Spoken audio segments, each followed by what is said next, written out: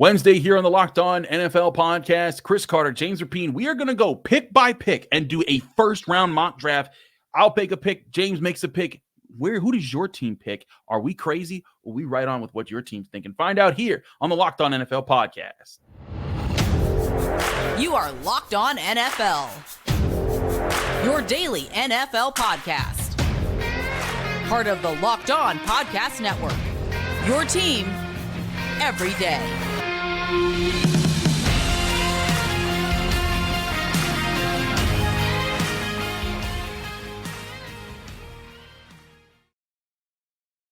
Hello and welcome to the Wednesday edition of the Locked On NFL podcast. I'm Chris Carter of Locked On Steelers. He's James Rapien of Locked On Bengals, and we are your Wednesday hosts every single week. As always, you can find the show on your favorite podcasting apps and on YouTube. Like this video if you enjoyed it. Subscribe to this channel to get all of your daily Monday through Friday episodes of the Locked On NFL podcast with all the rotating hosts we have. And today's episode is brought to you by LinkedIn. LinkedIn Jobs helps you find the qualified candidates you want to talk to faster. Post your job for free at linkedin.com/LockedOnNFL. That's linkedin.com/LockedOnNFL to post your job for free. Terms and conditions apply. And with that being said, James, we are headed into our combined first round mock draft. Now, the rules are simple. Each of us will make a pick. I make the first pick, James makes the second pick, and so on and so forth. And we just pick where the different teams we think will go to give you guys a sense of where we are with where the teams are going. First of all, James, how you doing? I'm good, Chris, my man. How are you? I'm excited. This is always fun experiments when it's close to the draft. Early mock drafts are always like a dime a dozen because it's like, we don't know what free agency is going to look like. We haven't, a lot of people, unless you're a super NFL draft guru, you haven't studied the tape on all these players. But now you and I have gotten a sense not just to study these players, but also the teams and see how do these players fit the wants and needs of these front offices. And that's where things are going to get really fun here. Yeah, it's going to be a lot of fun. And how many quarterbacks go? When do they go? How do we foresee the wide receivers flying off the board, the offensive tackles, the top cornerbacks? There's a lot of storylines as we do this first round mock draft that are going to play out the way we think with the NFL draft. If you're listening to this on Wednesday, just 8 days away. So really excited about it. And I will be shocked if you don't take Marvin Harrison Jr. number 1 overall. Look at that pressure. Get ready to be shocked because first overall, I am going full chalk here and taking Caleb Williams to the Chicago Bears. Caleb Williams, obviously making that one. That's the easiest one here. This is where but I think right off the bat, the second pick is where it's not chalk. There's some people who say that it needs to be Drake May. Some people say it needs to be Jaden Daniels. Some people, wonder if someone's going to trade for this pick. But if you're the Commanders, James, who's your pick at 2 overall? I think they're going to take Jaden Daniels, and I'm going to approach this the way I think these teams are going to do it. And to me, the Cliff Kingsbury factor. You look at the weapons and you look at Jaden Daniels, his age. I think he's ready to go now more so than a Drake May. Even though I love the ceiling of Drake May. And so does he go number 3 or not? That's a storyline. But to me, Cliff Kingsbury, you bring him in with the idea of, hey, man, we think we have this perfect quarterback that's going to fit what you want to do. And Jaden Daniels to me is that. So I'm taking him with the second pick. That makes a lot of sense right there. That's the same pick I would have made there.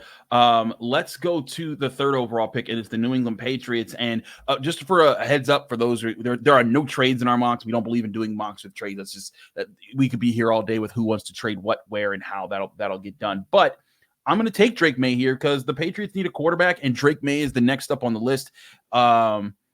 There's a list.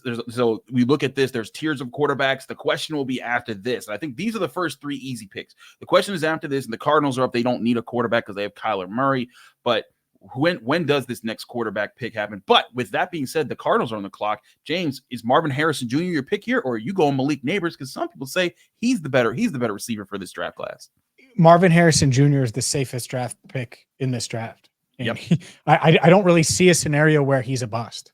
And yet he still has the high floor of or the high ceiling of any player in this draft, maybe the highest ceiling. So yeah, no brainer here for the Cardinals. They have their franchise quarterback, and now they have their franchise wide receiver 1 on a rookie deal, Marvin Harrison Jr. Welcome to Phoenix. Absolutely. Marvin Harrison Jr. Then I think Rhett makes the next pick also easy. The Chargers need a wide receiver. Oh, okay. I'm going. Oh, so wait. So I'm going to make this pick. I'm saying Malik Neighbors goes to the Chargers at 5. So that response there tells me you don't think they would go that way. Which way do you think they would go? I think they could still go receiver. I think they could certainly go Joe Alt as well. I do wonder. I wonder if Joe Alt gets serious consideration here. I know we're not doing trades. I think a trade down is in play. And mocked Peter Schrager, I'll give him credit here. Roma Dunze going ahead of Malik Neighbors in his mock this week. Just something to monitor. I just wonder if Malik Neighbors could fall a little farther than anticipated. That said, the New York Giants are next up. And to me, they could go a bunch of different ways here. And I think this is really where they say, all right, do we get another weapon for Daniel Jones? I think they probably go that route. It's the best player available. They've gone the first round tackle route before. I think Roma Dunze is headed to New York. I'm right with you there. So far, we all these picks have kind of aligned with how I've seen things going, and that makes the next pick easy for me as well. With all the top 3 receivers gone, I'm going with Joe Alt to the Tennessee Titans. They need an offensive tackle. Wide receiver is also a need for them. So if let's say Joe Alt gets picked by the Chargers in that situation, or whoever trades up to number 5, and then the Giants still take Odunze or Neighbors, whoever's not there would be the pick for the Titans at 7. That being said, you have the Falcons pick at 8. Yeah, and the Falcons, there's a bunch of rumblings about them and what they could do, will do, won't do. I think edge rusher is something that they're certainly in the market for. They have a defensive-minded head coach, and I think they add Laiatu Latu, the UCLA edge rusher. I think he could be the first edge off the board. I know there's some split there. Dallas Turner has a lot of love. There's Jared Verse. I think Laiatu Latu out of UCLA goes to the Atlanta Falcons. Laiatu Latu to the Falcons. I agree. Edge is where they're looking there. Either Turner or Latu have been my 2 guys there. So I go back to getting the Bears again here. And this is where it could be interesting. Do they want to double up on offense to try and get another player there? Or do they go with a defensive player there? And that's the thing. If one of these top 3 receivers aren't there, they're not going tight end. They're pretty good at that position. So they need a key playmaker at this spot here. And I think on defense is where they're looking right now. I'm going to go get a pass rusher, and I'm going to go get Dallas Turner, who was left on the board there. I think you try to put him on this defensive front. You send him to go get guys. And he's a guy that can be a sort of stud the same way how the Texans recently turned themselves around. They went and got C.J. Stroud and Will Anderson. I think the Bears, if they're in this position, I fully expect the Bears to trade out of the 9 spot, because once they've gotten their quarterback, I think that there's going to be teams that want their quarterback that haven't gotten it yet. Let's say if the Vikings haven't traded up yet, or the Raiders or someone, they could want to trade, and this could be a way for the Bears to get more picks in the earlier rounds. But for the sake of this experiment, I'm going with Dallas Turner here because of how the board fell. Jets pick to you at 10 before we head to our first break. Everyone thinks that Brock Bowers is going to the Jets, and a lot of people think that. Yeah, Brock Bowers is awesome, and he may very well go to the Jets here. But if Olu Fashanu, who I would argue is the best pass blocking left tackle in this draft as of right now, is available at 10, and that includes Joel. I think he's the best. I think he's a perfect fit for the team I cover in the Cincinnati Bengals. Well, guess what? Aaron Rodgers is going to throw the ball a lot for New York, and they addressed that offensive tackle issue. They've also had some health problems with both guys, certainly on that left side. Old dudes offensive tackle. That's the thing. Old dudes. So Olu Fashanu, you are a New York Jet. Welcome to the Big Apple. Absolutely. With that being said, we're going to take a quick break. When we come back, the picks 11 through 20, all that here and more on the Locked On NFL podcast. But first, I want to remind you this show is brought to you by LinkedIn. When you're hiring for your small business, you might want to find quality professionals that are right for the role. That's why you have to check out LinkedIn Jobs. LinkedIn Jobs has the tools to help you find the right professionals for your team faster and for free. LinkedIn isn't just a job board. LinkedIn helps you hire professionals that you can't find anywhere else, even those who aren't actively searching for a new job, but might be open to finding the perfect role for them. In a given month, over 70% of LinkedIn users don't visit other leading job sites. So if you're not looking on LinkedIn, you're looking in the wrong place. On LinkedIn, 86% of small businesses get a qualified candidate within 24 hours. Hire professionals like a professional on LinkedIn. LinkedIn knows that small businesses are wearing on so many hats in today's world and might not have the time or the resources to hire. That's why you need to use LinkedIn's resources. Post your job for free at linkedin.com/LockedOnNFL. That's linkedin.com/LockedOnNFL to post your job for free. Terms and conditions apply. All right, time for the pick, the second part of our 3-part first round with the 11th pick, and the Vikings are on the clock. We know the Vikings want a quarterback. The big 3 quarterbacks are gone. Does that mean that the Vikings get their quarterback? We'll see. I'm torn here. Because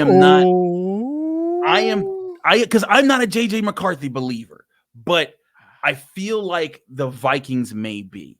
I feel like the Vikings could be like, look, we need a quarterback. This guy can fit it. There's a lot of people hyping this guy up. This could be where Brock Bowers goes. But for the sake of, I think that either the Vikings trade up for a quarterback or to get this guy earlier, or for the sake of they need a quarterback now, they're taking JJ McCarthy here at 11th overall. That's where I have the Vikings going there. They do pick again in the first round, so they'll get another chance at skill player. But I think if you have 2 picks in the first round and you need a quarterback, this is the time to go get your guy if you truly believe in him. That being said, the Broncos could also use a quarterback. Is that where they go in this round, James? They could use a quarterback. I don't think they go that route here, and that doesn't mean that they don't trade up for one. But to me, Brock Bowers standing out like a sore thumb. I think Quinyon Mitchell standing out like a sore thumb. Byron Murphy out there as well. But to me, Brock Bowers, this is probably where the road ends, my friend. You are headed to Denver to catch passes. Good luck, because you might need it if they don't get their quarterback. But Brock Bowers, Sean Payton has a new weapon. Absolutely. I'm right with you there. I think that makes a ton of sense for what they need there. Now we head to the Las Vegas Raiders, and the Raiders have a ton of needs. They need a quarterback, but this is the place they get it? They could use a tackle. They could use an interior defensive lineman, a linebacker, a corner. I'll take linebacker off the board. Running back's also a need, but I'll take those 2 off the board because that's not a place to draft either of those positions just yet with this year's classes. Could they be the group that goes and gets the first corner off the board? Because we are here now at 12 picks in, and no corner has been taken yet, James. And this is supposed to be a good cornerback class. And so I'm tempted to go in that direction, in that direction here with a team like the Raiders, who sometimes like to take speed. So I'm going to take that speed. I'm going to go with Quinyon Mitchell, the cornerback out of Toledo, going to the Las Vegas Raiders.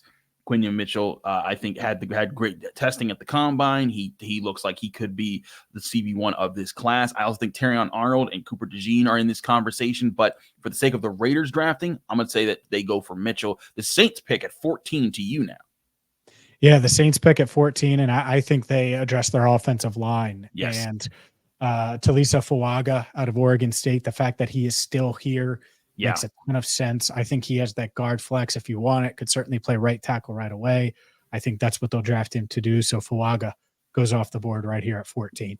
Fuaga, offensive line help to the Saints. That makes a lot of sense there. Now we go to the Colts. And I'm a little torn about the Colts because they need help in the secondary, but they could also use another playmaker for Anthony Richardson. And the top receivers are off the board, but there's still guys like Brian Thomas. There's still guys like Adonai Mitchell, and I think those guys are valuable. But with the corners that are still there, I'm going to say the Colts go with Terrion Arnold, the cornerback out of Alabama. I think that Terrion is a bad dude. You see the way he plays. He's physical. I think he is the first round version of what they were hoping Rock Ya-Sin was supposed to be back in the day when they selected him. Like, he's a much higher graded player than Rock Ya-Sin, but Rock Ya-Sin was supposed to be physical. Terrion Arnold is physical. He's going to come up. He's going to smack you in the mouth. He's going to make open field tackles. And I think that's an addition the Colts would welcome to their secondary. That being said, the Seahawks now up, also a team that can go in many directions here. Yeah, the Seahawks, what are they looking to do? Well, they have a defensive-minded head coach that had a guy, Justin Madubuike, who, what did he do? He was dominant. And I think Byron Murphy falling here to 16, Seattle says, ooh, I have my next interior pass rusher. And Mike McDonald can smile, take Byron Murphy and feel really, really good about the top defensive tackle in this class. Yeah, Byron Murphy, a heck of a pass rusher. He's going to generate into it. Also, I want to ask you this, James. We're seeing a lot more of these smaller inside guys getting picked early. It just seems like that's becoming the class of what we expect often our defensive tackles to be nowadays. Unless you're a behemoth super athlete like Jalen Carter, you're most likely a smaller, guy that's like Byron Murphy, or last year that was Kalijah Cansey. No doubt. I mean, and this class is filled with them. I mean, there aren't many 320-pound guys that you can take. In Tavondre Sweat's the one nose that true nose tackle in the NFL that will be a nose tackle in the NFL. Byron Murphy played a lot of nose tackle at Texas. That's not going to be his position in the NFL. I'd be shocked if it was. So yeah, it is unique, and it's hard to find guys that are 330 and carry it well, or 325 and carry it well, and can give you some juice as a pass rusher. And obviously it's a passing league now. And I think that's where the priority is. And getting after the quarterback, that's priority number one for all of these teams. Yeah, I look at that, and I think it's going to be interesting to see where those go. And we come back to the Seattle Seahawks at 17. And, I think that there is, there's some people who are considering, hey, the Seahawks may be looking, they brought in Leonard Williams, but they may be looking to get some more help on their defensive line. And when you see Byron Murphy fly off the board, excuse me, not the Seahawks, you just picked the Seahawks. I'm talking about the Jaguars. My apologies. That's what happens when I start going too far on these draft picks. You're good. The Jaguars are a team that right now they're looking up for a lot of help, either in the secondary or at wide receiver. We've now seen a couple corners fly off the board. That could be interesting there. I'm going to go, though, with the guy that caught the most touchdowns in all of college football last year, and that is none other than Brian Thomas Jr. out of LSU. I think you go and get him. He's a big-time playmaker. You add him into your offense with Lawrence and with Trevor Lawrence, and I think with that there, you're saying, hey, offense, go and put some points up on the board. We want to see that a bit more here. Yeah, I would not be shocked at all. You get Trevor Lawrence, a stud, helps make up for the loss of Calvin Ridley. Gabe Davis is more suited for that number 2 spot anyway. You also have some other weapons around him. You have good tight end, good running back. It makes a lot of sense. And I'm never going to argue with giving your franchise quarterback another weapon. And I think that's where when we get to pick 18, look at the Bengals and like, oh, well, if Brock Bowers fell, well, he's probably not going to fall. I don't know if they would take Brian Thomas if he was there. He's not there. I think they pass on AD Mitchell because the board has broken their way where Troy Fatanu is there. JC Latham is there. Amarius Mims is there. And of those 3, I think even though he didn't do the athletic testing, the 40-yard dash, the 3-cone, JC Latham is the pick here. 6'5.5", 340 pounds, pass protector, experienced pass protector, certainly someone that you look at and could be an anchor of your offensive line as early as this year, ready to go, but certainly in the years to come if they don't end up starting him. So J.C. Latham falling to 18, I think it's a no-brainer for the Bengals. That makes a lot of sense. So now it falls to 19 to the the Rams. You wish. Yeah, right. The Rams are sitting here at 19, and the Rams are in an interesting position because they could have several different needs here. They could go for a lot of different directions. You could say they could go help the offensive line. They may go and say, hey, you just lost Aaron Donald. You got Jazon Newton sitting there from Illinois. Do you want to go that route? Do you want to go get a corner to help out there? Some think that an edge rusher would make a lot of sense there, and Jared Verse is still sitting around. And so I go back and forth about several of these, but I'm going to go with Jazon Newton simply because I think they need help back in the interior of that defensive line. It's a huge part. You can't replace Aaron Donald, but you need somebody to come in there that's going to be young and something you can build up that defensive front with. So I'm going with Newton at 19th overall, and that's leads you to the team that I cover, the Pittsburgh Steelers. Guys on the board that sit in there: Cooper DeJean, Troy Fatanu, Amarius Mims, Adonai Mitchell, Graham Barton, Nate Wiggins. There's a bunch of people that they could pick there. James, if you're the Pittsburgh Steelers GM, who do you take? All right. I think passing up on someone that can play all 5 offensive line spots is a dangerous move. So Troy Fatanu to me would be the pick. Who do you think they would pick, though? You cover the team daily. What's funny is I think you picked the guy they're going to pick. They really like Fatanu. Fatanu is actually a guy he's also talked about. He grew up a Steelers fan.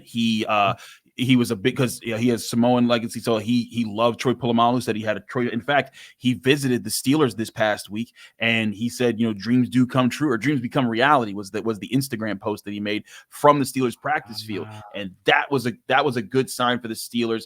Though I will say that what we often talk about on the Locked On Steelers podcast is what we call the Tomlin Trinity, where over the past like dozen years or so, oftentimes what tells you the Steelers' first round pick is if they got a combine interview, B, the top brass being Tomlin and Omar Khan, or back in the day Kevin Colbert, be visiting your pro day, and then C, you being a top 30 visit. Now Fatanu is a unique case because they don't go to the top brass, does not go to West Coast schools pro days. So Fatanu had their position coach Pat Meyer there, but he was a combine invite and a top 30 visits.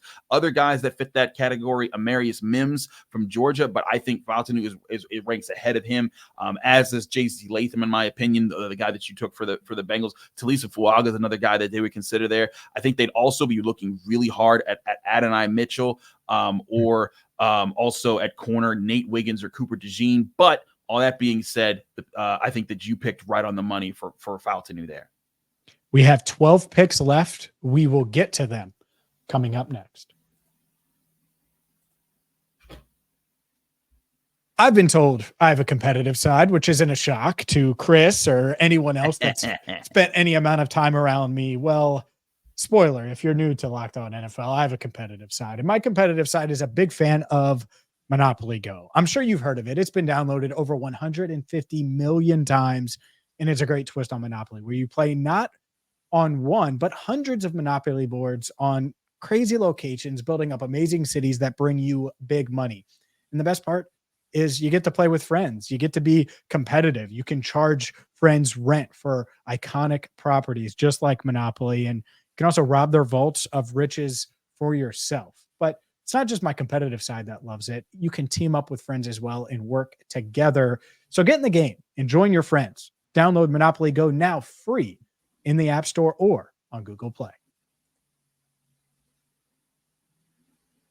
Now that we're back here on the Locked On NFL podcast, the Wednesday edition with Chris Carter and James Rapien. All right, both our teams are done here. J.C. Latham and Faltanu. The offensive tackles flew off fast right there at the end of the 20s. And so if you're a team that needs help on the offensive line, like the Miami Dolphins do, now you're sitting here saying, oh man, did we miss the boat here? But the Dolphins are an interesting situation right now to look at, because you could say that they could use help on the interior. You could say that they could use help on the offensive tackle. You could say that they could use help on their defensive front. But I'm going to stick with Graham Barton out of Duke. He's a flexible offensive lineman. I think that they're going to try to see if he can play center, but he tested extremely well. I think that he fits exactly what the Dolphins need right now for their offensive line. So I'm going with Barton to Miami. The Eagles are on the clock for you, James. Yeah, wouldn't shock me if Barton goes. And yeah, you look at the Eagles and some of their needs. Do they consider a Peyton Wilson? I'm not sure they would, but that's certainly one where it's like, man, he's a pretty good player. It's just, it's probably a bit early. To me, Cooper DeJean falling to them at this spot. Obviously, their secondary has struggled. And you had a guy like that who can play corner, can play safety. You can move him around. You can use him as a weapon. Elite athlete, tested like it at his pro day. We talked about him on a recent show. So Cooper DeJean, welcome to Philly. Absolutely. Cooper DeJean to the Eagles there makes a ton of sense. His flexibility is amazing. And I think that would be a heck of a pick there. Now we drop down to the Vikings, where they're sitting at 23rd overall. And the Vikings are, we talked about how they went and got their quarterback again. Maybe they don't get their quarterback at 11. Maybe they trade up to get it. Maybe this pick belongs to someone else at some point. But even if it does, I think that you look at how what the team needs right now. They could use help on the offensive line. They got their quarterback now, so that's been addressed. But I also look at other positions on that offensive line. Jackson Powers Johnson's still sitting there at center. If you wanted to upgrade that position there. they could use help on the defensive line, but the top 2 defensive linemen are off the board. And so I think that's out the door there. They could go and they could get help in the secondary. And that's where I'm going to go. I'm going to take Nate Wiggins, a guy who ran a great 40 time. He's going to go off the board to the Vikings. They got a new corner there. So Vikings going back to their secondary there, that leaves the Cowboys at 24th overall. These Cowboys are interesting because I could totally see Amarius Mims going off the board here. I could see them addressing their secondary if they wanted to, their offensive line if they wanted to, a Jackson Powers Johnson, a Zach Frazier, who I think is getting some first-round buzz. He is. Adonai Mitchell. Ooh, another star receiver to this team? Welcome to Dallas. They don't have a second one. You're right. A true number 2. And so this is where AD Mitchell goes off the board. My goodness. The Dallas Cowboys can't help themselves. And you can find centers in round 2 and 3 of this draft. They can hold off on that. But I think AD Mitchell goes off the board right here. Sorry, Bills fans. I knew you were hoping. It was never going to happen. It's not. And now, wow, that's crazy. Adonai Mitchell, him and CeeDee Lamb, that would be a lot of fun in Dallas. Granted, they have a lot of other things to work out. Their offensive line needs work. They got to figure out. No excuses for Dak. You better put up the numbers, my man. Put up them numbers because you got dogs at wide receiver. All right, now we're back to the Packers here. And, man, this is when it starts to get some slim pickings here because they could use help in their secondary. I think they would have really liked Cooper DeJean. I think they would really like an interior defensive lineman. Man, there's some interesting picks there for the Packers also because they performed well last year. And when you perform well, then you start to look like, okay, what are things that we can complete our roster with right now that makes us a contender this year? And that's where I move back and forth on what they might actually want to do here because if let's say they wanted to address the defense, some people think, could this be where Peyton Wilson flies off the board to get a linebacker that actually plays well for this group? I go back and forth about that. I look at this group. You know what?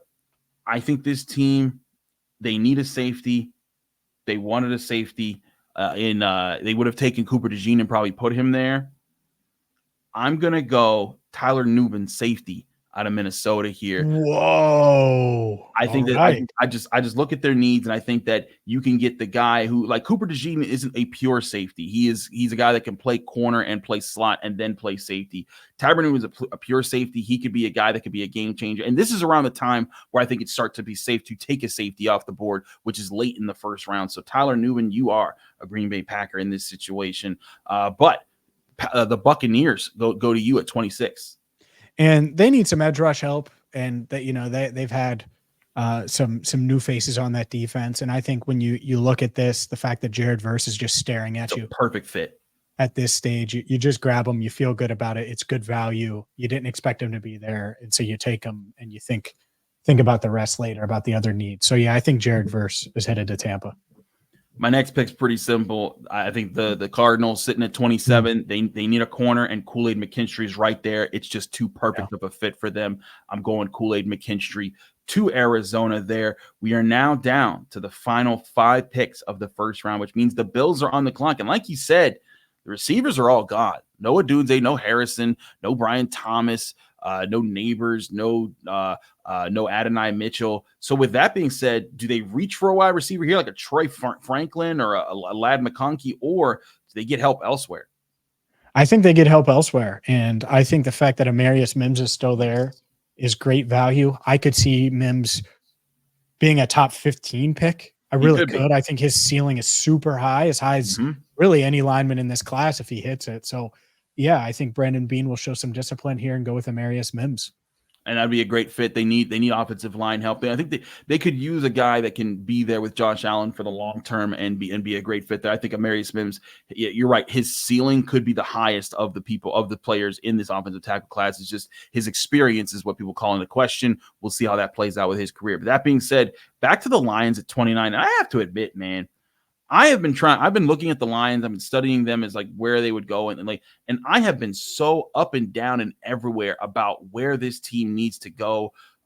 because of you could say they could get some inside, help on the offensive line. They could get a corner because they lost Cam Sutton. But in all our scenarios right here, like in every mock draft, I have the top 5 corners are off the board. So like they're not there anymore. And so you're starting to look at what their needs are here. So then I start to look at, okay, where else could they get some help there? They could use some help at edge. And this is a player who I think that some people rank very highly. I think that he has great measurables and great traits that you like, but he's a guy that didn't produce a whole lot at Penn State. I'm going to go with Chop Robinson to the Lions here. Boost some edge rushing, get a pure athlete that can play there and that you can grow at that position, who gets nasty. And then they go and get their corners their corner in the later rounds. Because again, I think there's some really good corners later, but for right there, for the value of who's available, that's who I got. That being said, you have the Baltimore Ravens on the clock. Yeah, the Baltimore Ravens. And to me, certainly in on cornerback right now, if they could find the right one. And I think they're in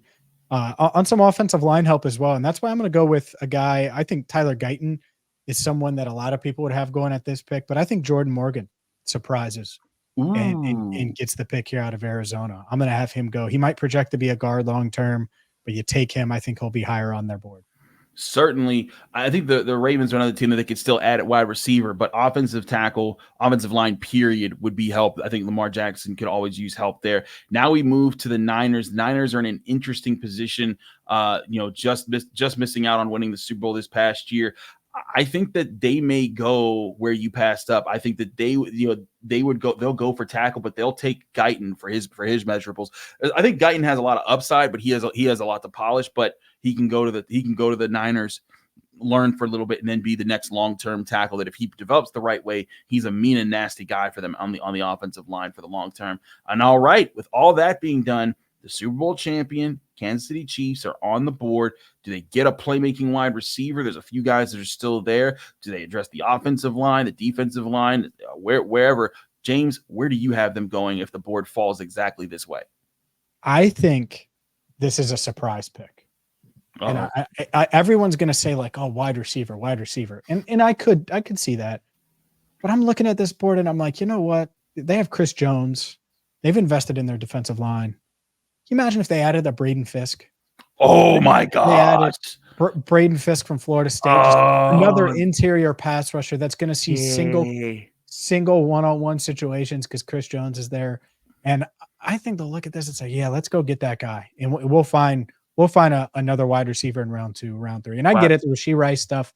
But Rashee Rice, when he is on the field, is a playmaker. They have Travis Kelce still. So I think they decide to wait on wide receiver, even though this has been so penciled in that they're going to take a receiver.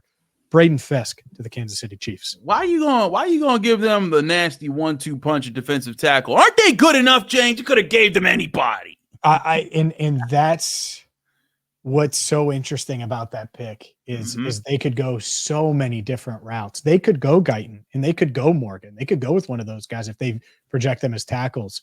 I think Kingsley Suamataia from BYU is someone that could have snuck. He did not sneak into this draft, could sneak into it. And part of it is we didn't have any more quarterbacks go because of the lack of trades. Yes. And that's probably the flaw of no trades, because I do think that Penix goes in the first round. I think Bo Nix probably goes potentially in round 1 too. So we'll see. But overall, I think we're pretty close here. Absolutely. He's James Rapien of Locked On Bengals. I'm Chris Carter of Locked On Steelers, and we are your Wednesday hosts of the Locked On NFL podcast. Let us know if you thought we picked your team right or wrong. Maybe you think that we're way off on where your team's needs are or where they would go. And again, it's just an experiment, and it's still about a week before the draft, but we will keep you covered here on the Locked On NFL podcast all week long, as well as we do on the whole Locked On NFL podcast network, because we have a lot of great stuff coming at your way. Thanks again for everyone tuning in. We're back next week, James and I, here on the Locked On NFL podcast.